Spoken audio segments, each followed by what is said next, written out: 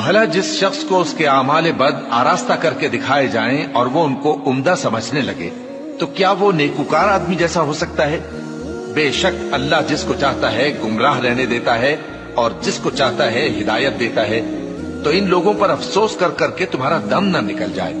ये जो कुछ करते हैं अल्लाह उससे वाकिफ है, और अल्लाह ही तो है जो हवाएं चलाता है, फिर वो बादल को उभारती हैं, फिर हम उनको एक बेजान इलाके की तरफ ले जाते हैं, फिर उससे यानी बारिश से जमीन को उसके मुर्दा हो जाने के बाद जिंदा कर देते हैं। इसी तरह मुर्दों का जी उठना होगा। जो शख्स इज्जत का तलबगार है तो इज्जत तो सब अल्लाह ही की है। उसी की तरफ पाकीज़ा कलिमात चढ़ते हैं और नेक अमल उनको बुलंद करता है। और जो लोग बुरे बुरे दाव चलते हैं उनके लिए सख्त अजाब है और उनका दाव नाबूद हो जाएगा। और अल्लाह ही ने तुमको मिट्टी से पैदा किया, फिर नुतफे से, फिर तुमको जोड़ा जोड़ा बना दिया, और कोई औरत न हामिला होती है और न जनती है, मगर ये सब कुछ उसके इल्म से होता है।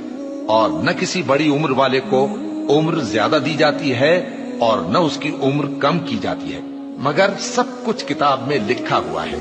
बेशक ये अल्लाह को आसान है।